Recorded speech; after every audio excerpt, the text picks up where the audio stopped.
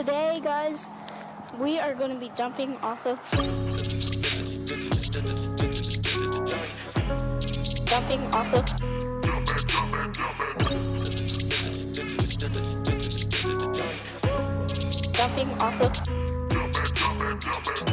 Yes. Welcome to the second episode of Jumping Off Points, the podcast where we use current events to explore politics and culture. Yeah, so true. You did so well. I was about to say, I was actually listening to the last episode and I noticed that I forgot. It seems like we've had the name for a long time now. It's been a few weeks, but we'd only just thought of it as we went in. I was wondering how you felt about it now. I think it works. Do you know what though? There's another podcast called Jumping Off Point. Those pieces of shit. Yeah, but they only have one jumping off point, whereas we have the plural. So we have many. Yeah. So what are we talking about this week? For the second episode, we're going to be talking about the Tories' U-turn on conversion therapy. Yes. So for those who don't know, conversion therapy is basically the act of trying to talk someone out of being gay to make them straight, or trying to talk someone out of being trans to make them cis. The Conservative Party in the UK promised to ban this practice of conversion therapy, but then a leaked document revealed that behind the scenes, they wanted to U-turn on that ban and let conversion therapy in the UK continue. This is something that happened, I think at this point, 2 weeks ago? Yeah, and you know what? It's actually been slightly off topic here, but it's actually been such a crazy 2 weeks. Like since we decided to talk about this, so many things have happened in the Tory world. Like, have you been following this whole thing about Rishi Sunak and the tax? Yes. His tax stuff. It's like, yes. It's crazy how fast these. This has gone from the news cycle. This is really old news. This has gone from the news cycle, but some of it is like it really did only happen like last week. Some of the things we're going to talk about, but anyway, yeah. I think it's still. I still think that there's loads of stuff for us to explore here. And there's still lots for us to jump off from, I'd say. Many points. That's exactly right. That is exactly right. So this week's topic kind of begins a few years ago when the Tory government promised to outlaw conversion therapy. So in 2021, they published detailed proposals to ban conversion therapy. And this came on the heels of them promising to do that since like the 3 years before. And what actually kicked this into the news in more recent times is that then in March 2022, just a few weeks ago, there was a leaked document unearthed by ITV News that exposed that they planned to completely U-turn on that promise. So they loudly declared that they were going to ban therapizing gay and trans people out of their sexual and gender identities, but then behind closed doors, they wanted to U-turn and let those practices continue. We should talk a little bit more about what actually happened, but I just can't understand the reasoning. I don't even think any reasoning's being offered for this, has it? About like why they were planning to U-turn, but I can't get my head around it, to be honest. The thing that made it interesting was the level of detail in the U-turn document. It's rare that we get a kind of insight into how the internal political machine of a political party in power functions, but I imagine that when people were planning to U-turn on policies and U-turn on bills, they just didn't do the bills, right? And that's how U-turning worked. It's like, well, they just decide between them, we're not going to do it. And everyone else is talking about so much other stuff, like that you would think that it just would never come up. Do you know what I mean? Well, exactly. That's how you U-turn. You just basically inaction is a U-turn. Yeah. But this document that came out, it was very detailed. So it said that they were going to U-turn on it, but then it laid out meticulously all the impacts that was going to have in terms of how that played internally, in terms of how it affected the minister who put the policy forward. So it was like, it wasn't inaction. It was a whole planned U-turn that included many different nuts and bolts and a lot of strategic thinking behind it. Yeah. So in this policy, here's some of the things that it says about how people are going to react to this news. So the policy document is entitled Conversion Therapy Handling Plan. Unfortunately, we can't see the original because ITV News published a synopsis of it rather than like leaking the whole thing. I prefer leaking the whole thing, personally. It means you can learn more stuff. I know, but I'm sure that they don't care what you prefer. You know what I mean? Just a note to ITV. Leak the whole thing. Leak the motherload. If you're you gonna could just do it. sort of do the most damaging thing possible, that would be amazing. just get it all out there. So the document goes on to say the LGBT sector will read this decision as a signal the government is uninterested in LGBT issues and sets out how the fallout of that could be minimized. So they're planning of how like the public will react to this document, specifically the LGBT community, and how they then mitigate that damage. So it's very detailed. And then furthermore, this for me is the most interesting bit. There is someone called Liz Truss, who Aidan, I think you knew who she was more than I did. Well, yeah, she's the foreign secretary, so she has like one of the most important jobs in the cabinet, and she's also like made quite a big name for herself over the sort of past year or so as quite a serious contender to be the next leader of the Conservative Party. It's kind of she's basically very popular with the Conservative base, so like people who are actually members of the Conservative Party love her. For me, this is the most interesting nugget of information in the leaked U-turn document about gay conversion therapy. So it says, while Liz is not ideologically committed to the legislation, she is likely to be concerned about owning the new position, having personally committed to delivering the bill. So importantly, for the context of what we're talking about here, Liz Truss is the Minister for Women and Equalities. And this is like a job that she holds at the same time as being the Foreign Minister. Foreign Secretary. At the same time as being the Foreign Secretary. I'm leaving that in. That's fine, mate. I feel like I did you dirty on the intro, so... Liz Truss has been accused of treating this secondary role as the Minister of Women and Equalities as a sort of side hustle, which, although it's terrible that she isn't paying enough attention to these issues, it's kind of fair enough in the sense that being a foreign secretary on top of being an MP is already like a massive job. I can't imagine being in control of the UK's foreign affairs and trying to deal with this. It just seems insane. But I think that just points to the fact that this probably isn't a priority for the Tories. Like it's not a priority for them to get a lot of stuff done on women's inequalities, it seems. And I think that's further evidenced by the fact that the Government Equalities Office, which Liz Truss runs as the Minister for Women and Equalities, has had their budget reduced from £78 million in 2010 to £18 million in 2020. She's the Minister for Equalities and Women, but she's not ideologically committed to delivering the legislation that works to like improve rights for minorities and women. Yeah, I feel like this is such a this is so typical of Boris Johnson's government. The way they appoint people is like they find people who do not care about the thing that they're supposed to be in charge of, and then they put them in charge of it. It's like, getting Nadine Dorris, who hates the BBC and basically all culture, to be the culture secretary. On paper makes no sense, but it's like they just find someone who really passionately doesn't care about this thing and they put him in charge of it. He's kind of like irony delegating. What makes that quote about Liz Truss even more revealing and makes her seem even more hollow is that around the time that the government committed to banning gay conversion therapy in 2021, she publicly vowed to protect LGBT people from what she called abhorrent conversion therapy. It's like, this practice is abhorrent. But if it must continue, I'm fine with that. I mean, I'm not that bothered. I'm not ideologically committed in this struggle. It doesn't really matter that much to me. So I think, yeah, all of this is to me a very juicy nugget of information. Clearly, the Tories see the importance of the optics of whichever decision they're taking, which is proven by this leak of, they're very concerned about how it's going to look.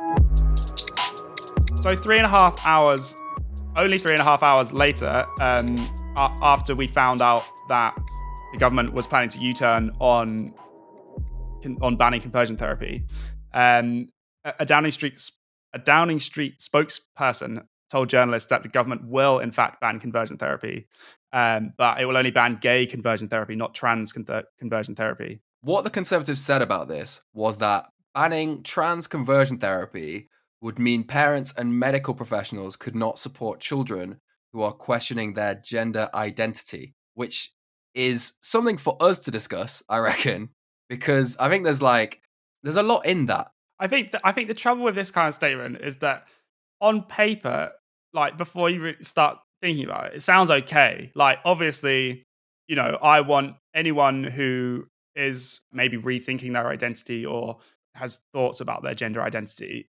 I want them to be able to talk to adults who can talk to them about it in a frank, sensitive, and helpful way. But it seems unlikely to me that you would be unable to write legislation in such a way that you could stop people doing a harmful version of this without allowing people to do this in a sort of sensitive way.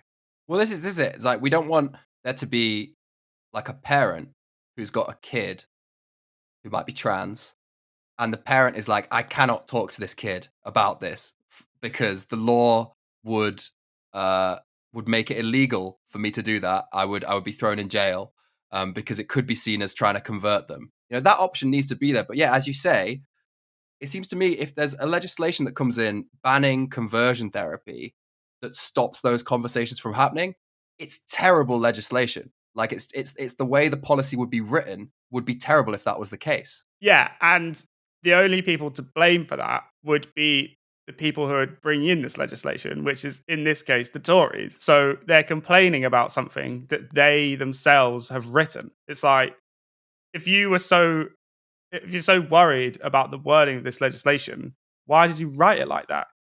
Yeah. And it's like, I think it's like, so this, I mean, their argument about why they have not gone back on trans conversion therapy kind of works for the gay conversion therapy too. So they're concerned that banning trans conversion therapy would mean parents can't talk to their kids who are questioning their gender identity. Surely kids who are questioning their sexuality and might be gay, in the same way, you could use that same argument and say the legislation could stop parents talking to their kids about questioning their gay identity if it's against gay conversion therapy. It doesn't make legal or logical sense, but it makes, do you know what I mean? It's a consistent argument. It's consistent with its own internal logic in that way. Yeah. But it doesn't make sense to separate one from the other and say we don't want to stop parents talking to their kids about this stuff. To be honest, my assumption on this is simply that they feel like they can get away with it. The public, and especially Tory MPs, are much less, in general, supportive of trans rights than they are gay rights, I would say. Yeah, well, it's more because gay rights has become kind of a completely non-contentious issue over the last 20 years. I think it's probably speaking about it in too broad strokes, but there's obviously still issues there, but it's come a long way in terms of public opinion, hasn't it? Yeah, for sure. Whereas on the trans sort of issues, we're not there yet. There's still like a long way to go. Within Tory MPs as well, you were telling me before that sort of Boris Johnson is sort of at the whims of those Tory MPs because the way that he could be thrust out of power at the moment is by them calling the vote of no confidence on him. So anything he can do to like sort of massage their own whims and what they want to see in the policy in the party, which could be a more anti-trans direction, this U-turn could do that. I mean, it's impossible to say for sure, obviously, but that I kind of get the sense that that's where this is coming from. A lot of Tory MPs are very angry with Boris Johnson. He's dragged the name of the Tory party through the mud over the last few months with Partygate and all the sort of sleaze scandals that have happened. So I think they're looking for a bit of a win, and maybe they think that poking the culture war dragon might do that for them. Poking the culture war dragon works. Like, you can't argue with the results. But yeah, deeply immoral to poke that dragon. Yeah. So a lot of the most negative connotations associated with conversion therapy revolve around its history. Specifically in the Western world, which we'll talk about for no other reason than that's the information that I've looked into. But basically, being gay in the past, as if we go to like the turn of the 20th century, was looked at as a purely immoral criminal act. So around that time, being gay was synonymous with sort of committing a crime, murdering someone. It was something that you had this immoral thought in your head and you went and acted on it, and people would be sent to jail for that. Because it was a criminal act, people weren't thinking about gay people in any other terms than them being immoral people. And this all changed then, sort of mid-century, when people changed the way they looked at being gay from an immoral act to being a mental disorder. So, I mean, that sounds mad still, but it was a step in terms of the way we were perceiving gay people at the time in the right direction, in that now they weren't committing criminal acts. They had something that they couldn't change. But that's where we saw this rise in conversion therapy of, I think, largely kook doctors who came up proclaiming all sorts of things about how they could turn gay people straight. And there was some horrible practice associated with it. So they would, for example, show gay people pictures of gay porn and hit them to make them associate like negative physical feelings with the act of being gay. And they would also sexually abuse them by, you know, making them go and, you know, have sex with someone of the opposite sex. And so now it's obviously illegal to do that stuff anyway, because it's illegal to abuse a child or force them to have sex with someone or whatever. All that stuff is illegal for other reasons, not just because it is included in what we think of as conversion therapy. But obviously, there remains a gap, a loophole not a loophole, but a gap in the legislation where talking therapy is still permitted. And obviously, that is still very harmful. In terms of illustrating how this might play out now, or one way it might play out, we found a news report from ITV in 2018 that showed an undercover reporter going to a specific church called the Winners Chapel. And basically, the reporter goes there saying he's gay and what can the pastor do about this? And the pastor then agrees to conduct a ritual ceremony which will turn him straight. Okay, so we're going to play the audio from this clip now. Just be warned that it could be a little alarming, as it is literally a guy shouting stuff. Maybe turn the volume down and touch for this bit. Yeah. Receive the Holy Ghost in the name of Jesus Christ. Now open your mouth and begin to speak. Father, grant him utterance in the name of Jesus. He begins speaking in tongues, words believed to come from God, trying to get our reporter to do the same. So whilst that guy is spitting on the mic, you're like, this is as crazy as it can get. And then some other pastor comes in and joins in on the ritual. Another pastor joins in as our reporters spun around the floor. Flow in the name of Jesus. Now in the name of Jesus. Let there be a release now in the spirit. In the name of Jesus. It's more than 20 minutes before the prayer's finally over. Father, thank you. So this poor gay guy has like 20 minutes of this. There's no way you can see this and be like, this is a healthy practice that should be continued. There's nothing, do you know what I mean? Like, just because you can't beat someone doesn't mean you can't harm them. Well, it's more like even if you believe it's possible to convert a gay person, this is surely not the way you do it. Like just shouting in tongues at them is not going to make, because they can't. I mean, what words are going to go in afterwards? You're just kind of just startling them with some exorcist mumbo jumbo. Yeah, it definitely doesn't seem helpful. I'm going to say that. No.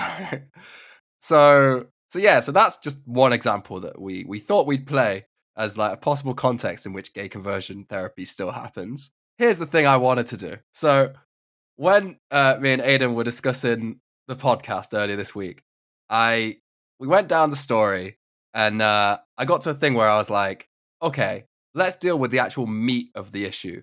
Even in the best scenario, even given the best circumstance in which conversion therapy could happen, why is it still a bad idea? So what I managed to find was a meta-analysis that had been done by Cornell University as part of their public policy research portal, wherein they looked at 47 peer-reviewed studies conducted on people who had had conversion therapy done to them.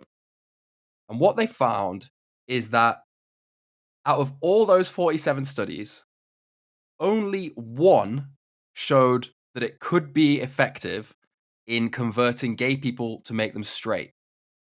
And that one study was conducted amongst the members of a church group.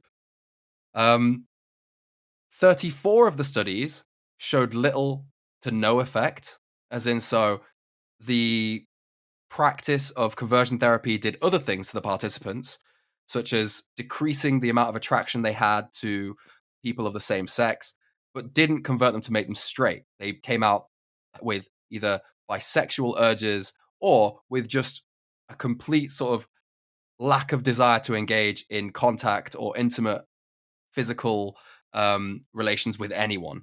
So it just completely killed any like drive they had. 12 of the studies found that conversion therapy was extremely ineffective and harmful.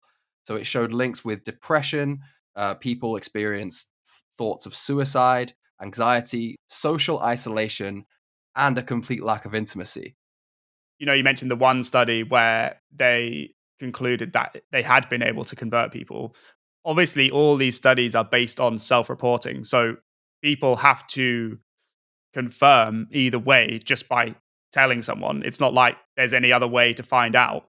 And to me, a possible explanation for why that study claimed that it was successful in its trial is that people were just too like the culture and their religion just made them have too much shame about that, about how they really felt. Yeah, well, that's an interesting point as well, because in an ideal scenario, to conduct a study of this nature, you'd want to take 1,000 gay people and then get another group of 1,000 gay people, give one group conversion therapy, and not give the other group conversion therapy. And so it'd be like a controlled test. But obviously, you can't do that. Like, it's completely unethical. It's too difficult anyway. Good luck convincing 1,000 gay people to go and get conversion therapy for the purpose of your study. And yes, another part of the ideal study would be having some sort of gaydar that measures the amount of gay that's left after the conversion therapy. But again, not possible. So self-reporting, I mean, it sounds, I think when you say that in reference to academic studies, it sometimes sounds like a cop-out, but no, that is the best empirical way of measuring it. But as Aidan said, it just has the added effect of it not being completely accurate, because self-reporting is based on people's own subjective kind of experience of what's actually happened to them. But yeah, and also they're, you know, they don't have to tell the truth, and they may have reasons for not telling the truth. Yeah, but in that context of those studies, a massive negative signal of conversion therapy, a massive signal that it doesn't work. I guess the point that we're trying to make is that ethics aside, this doesn't work. So when you introduce ethics, it's like you've got something that doesn't work and it's ethically bad to do. So yeah, let's not do it. Realistically, the scenario for most people, it's that their parents are being massively coercive. It's that the therapist is not affirming their true identity and they're not doing it in the most ethical way. It's that the kid is massively conflicted over whether, you know, their gay feelings and what they're going on. So it's that there's a man shouting at you in a church and spinning you around on the floor. You're just like, I didn't come here for this. I don't know what I came here for, but not this. Yeah. There's another little tidbit that I just want to get in. Go on. So another thing that they mention in a few of these studies is that in those very religious self-reporting groups, in America, there was actually a big thing, not recently, but like, let's say like 20 years ago, where there was big ex-gay groups where they'd loudly proclaim that they'd be converted from having homosexual urges to being straight. And they found that in a lot of those groups, the leaders of them were sleeping with other members of the group of the same sex. Like they would, as a PR stunt, being, I'm ex-gay. It like completely got rid of all my gay urges. And then behind closed doors, they were still gay. Tim, here's the thing. Let me explain something to you, pal. Okay. All of these guys, they're all straight now because they've had the conversion therapy. So, and if a straight person sleeps with another straight person, that is not gay. Oh, true. That's an act of God. Yes. Yes. But yeah, I think just so for the one study that did have the positive effect, something to bear in mind. Given that this is in the public domain now, you know, everyone's talking about conversion therapy now. Stonewall actually, in a sort of health report about LGBT people, found that 1 in 20 LGBT people, or 5%, have been pressured to access services to question or change their sexual orientation. when accessing healthcare services. That number rises to 9% when you're talking about people who are Black, Asian, or minority ethnic, and 8% when you're talking about disabled people who are LGBT. And 1 in 5 trans people, or 20%, have been pressured to access services to suppress their gender identity. And that's like that's happening now. So I don't think it would be fair to let the Conservatives get away with suggesting that a lot of these issues are already being covered by current legislation, because clearly a lot of this stuff is still going on. For sure. Having dealt with why this is a topical issue at the moment with the Tories' U-turn on gay conversion therapy, and having also discussed gay conversion therapy itself, we thought we'd conclude by talking about how this relates to everything that's going on now. Because there's actually been quite a few high-profile news tidbits, I wouldn't even say news stories, but tidbits that have begun on the news surrounding LGBT rights and all the related stuff. I would love to know what the origins of the phrase tidbits is. Tidbits? Tid used to mean tender in the 17th century. I don't think we can work this in. Got a few little tender bits for you. Sorry, mate. I'll allow you to get back to your tender bits. Okay. Thanks, mate. One of the big tidbits that came to our attention was that Keir Starmer appeared on a politics radio station called LBC. And when asked if a woman can have a penis, he said, and I've got a quote here. How does Keir Starmer talk? Do you know how to do his accent? It's a little bit nasal. I'm not. I'm not. I don't think we can conduct this debate with. I don't think that discussing this issue in this way helps anyone in the long run. Yes, that's a real clip actually from the radio station. So you can see how this set up Labour to be spun by the Tories. What I tend to think is that the problem wasn't so much with his answer and the way he sort of pivoted it, but rather that he appeared completely flustered by the question. I think basically this comes down to just bad communication. Like, I think most people in the UK who are at least somewhat socially liberal want trans people to be able to identify however they want. You know, the interviewer is asking him that to trip him up. And he should have a response ready to go that says something about, we want to be sensitive towards people who are transitioning. We also care about making sure that women's rights are observed, but that, you know, we want to do everything we can to support trans people and to make sure that they're not being discriminated against in the ways that happen much too often. Well, that was it, because in the aftermath of this, like, Labour MPs were being asked left, right, and centre about women and penises and women and penises all over the different shows they were doing, which I think as a lot of like Labour MPs identified, this completely distracted from the actual issues they wanted to talk about, which was housing, inflation, the economy. And those issues are so much more important to voters. So it really falls into a Tory trap on culture war stuff, I think, to like get bogged down by this. Like, you should have an answer that's just ready to go, that you can just move past it, because this isn't a big voting issue. Like, big voting issues are the economy, and there's so much to talk about right now on that it's just a shame to see Labour get bogged down in this. I actually thought Angela Rayner had a good response to this on Sky News when she was basically asked about Keir Starmer's like response. She said, "This really upsets me because I think about a young person who's struggling at the moment, who's struggling with their identity. And when we're having a social media debate or a wider debate about what genitalia someone's got, I think it really debases the serious issues that people face in their lives." I mean, I think that says it all. Like, we should just be treating people with respect in the public debate. It's all a bit, I think it's a bit disrespectful. You need to be able to not fall into the trap in order to not put off widespread voters, because the more that you are, the more that it seems like that's a big issue to you, more than the economy and housing and everything we discussed. I think this is we're kind of skirting around a good point here, which is that this is basically a political football that's getting kicked around, where everyone is trying to come down on a position that makes them look good. But, you know, we're talking about real people here who actually have to deal with a very difficult thing of like having to deal with your gender identity, you know, or whatever. And like, most of us are never gonna have to go through something like that. I couldn't imagine it. Yeah. So like, although this is really should be quite a small issue for voters, we still have to be respectful of the fact that you are talking about someone whose life is being affected by this when you're talking about these numbers or whatever. Mm. And one of those people who is being affected by this is Jamie Wallace, who is the Tory MP for Bridgend. He basically released a statement a couple of weeks ago now. Basically, he is sort of revealing to the public that he has gender dysphoria. He is quoted in this press release saying, "I'm trans, or to be more accurate, I want to be." So he's a man. He still wants to be referred to using he/him pronouns. He still wants to be referred to as a man, as I believe it. But he has gender dysphoria. In this same statement, he revealed that he had also been raped and blackmailed in 2 separate incidents in ways that were tied to his gender identity, and that this had left him with PTSD.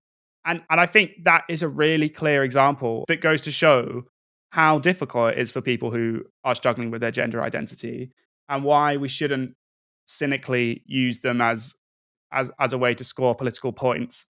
The discourse really does need to be a lot more sensitive on social media and in the press.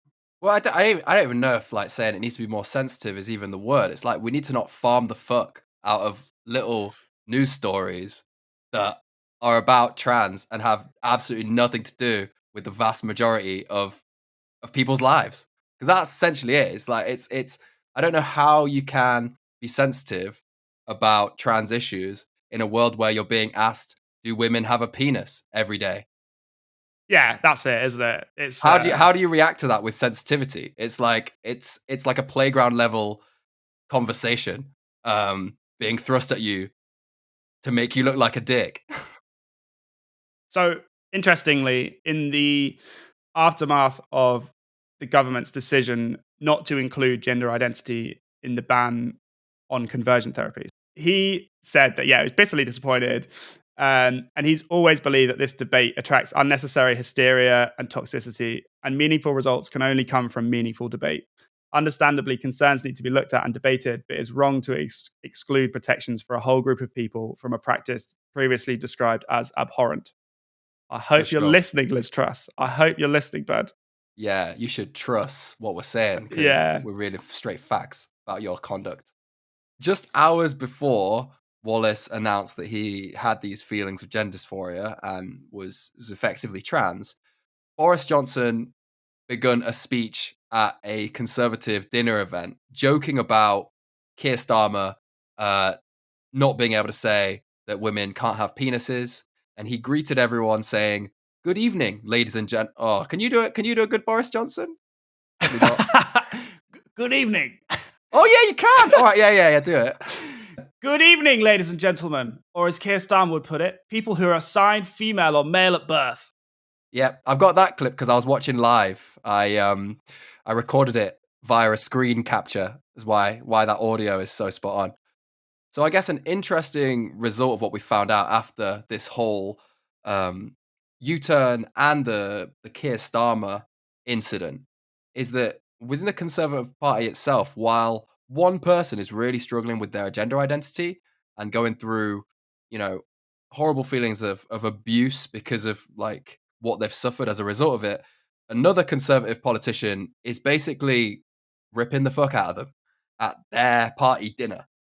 I don't feel like there's a central set of values that defines the language used by the Tories or the policies that they're trying to enact, because they're very happy to make a joke about this. But then when they found out about it, they were all using very sensitive language towards Jamie Wallace, saying how much, they're proud of his bravery, how much they'll support him, which is great. And that obviously should be said.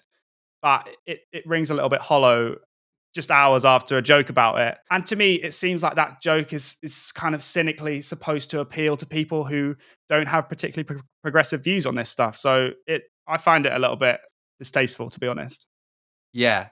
It doesn't really touch on Keir Starmer's actual quote that much, does it? It's kind of like a vaguely related progressive idea about gender fluidity. Let me try and think of the joke he should have told. So he should have said, or as Keir Starmer would put it, people who I don't know what penises they have.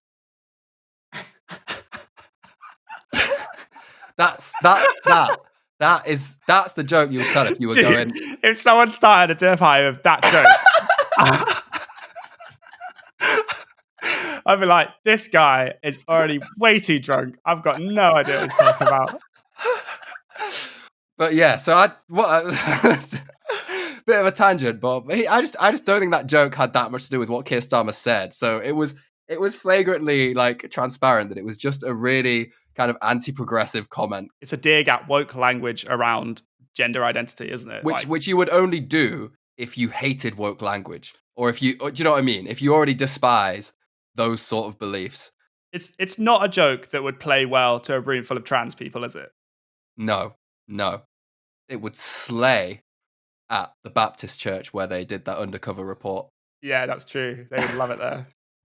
So yeah, as we mentioned, Boris quickly changed his tune after Jamie came out and started being very supportive, which obviously is great. Yes. There's a group called the Tory Reform Group, which represents the kind of centrist wing of the party.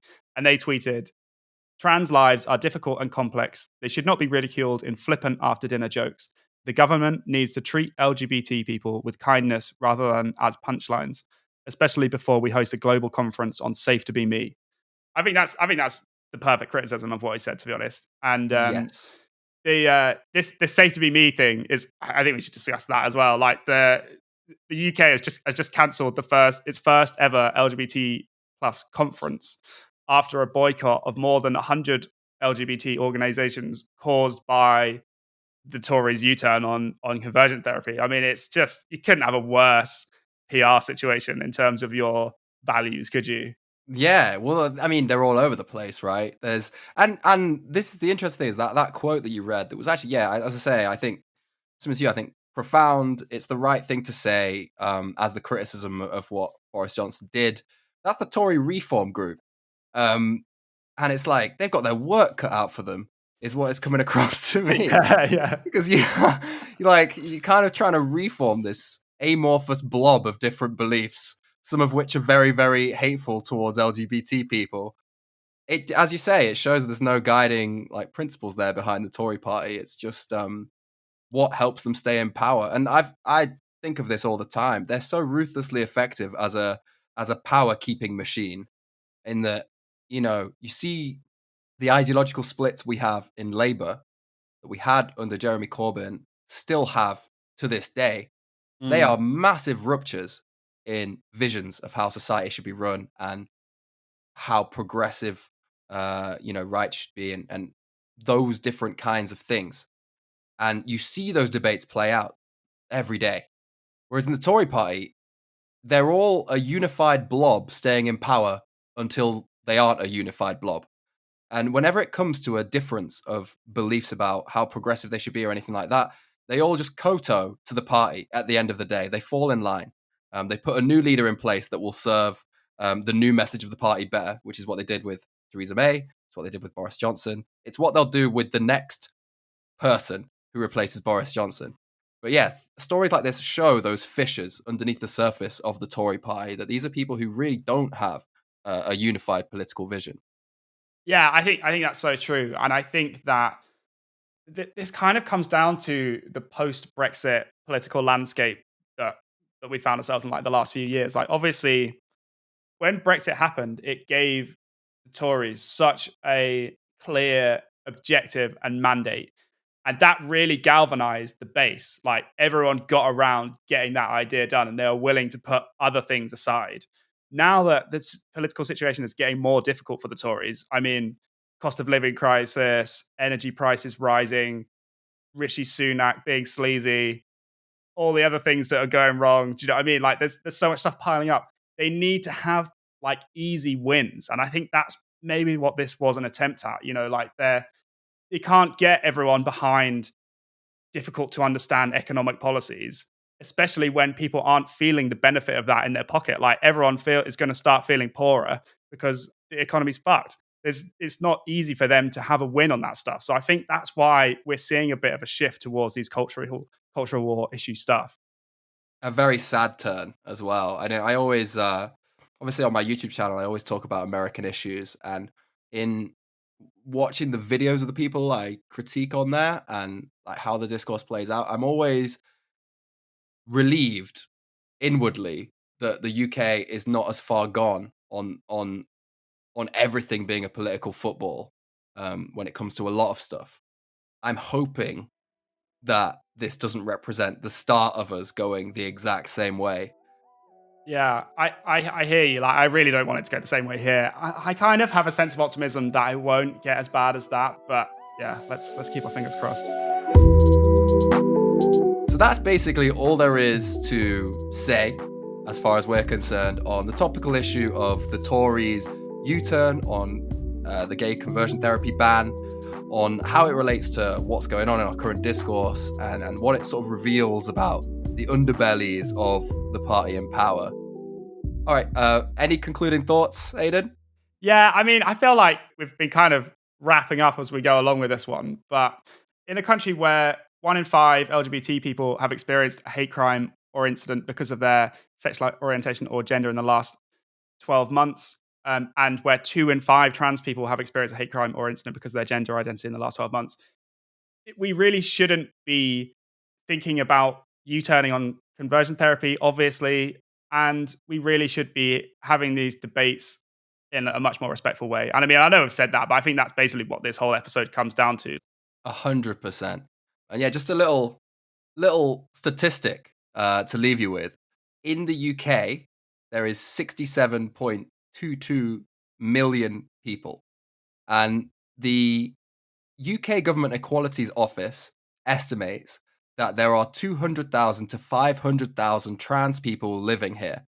So I'm just going to do that in my head. I think that means that there are 0.008% of our population is trans. Is that right, Aidan? Do you want to do it on a calculator just to check? That was the quickest maths I think I've ever seen in my life. Whoa, was that right? Oh, that's crazy, bro. Wow.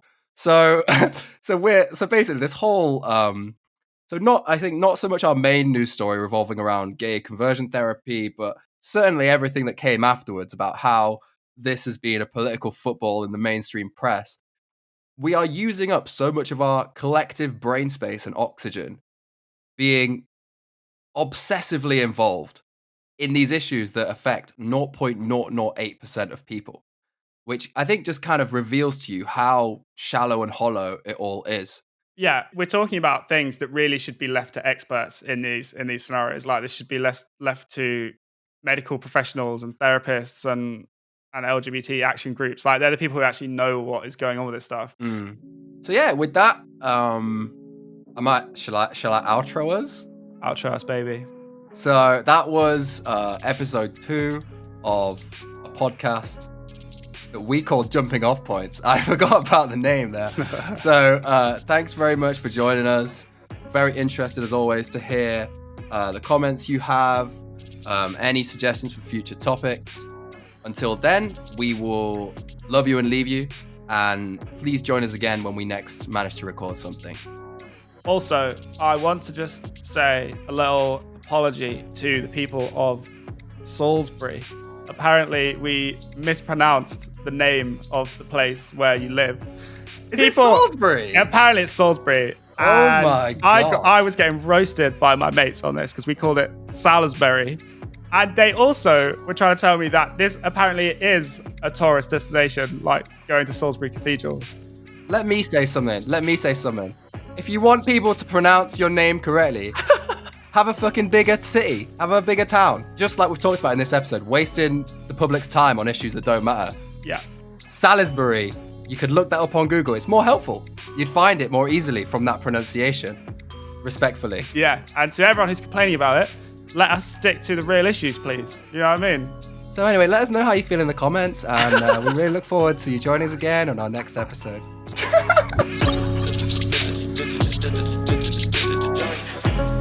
Jumping off the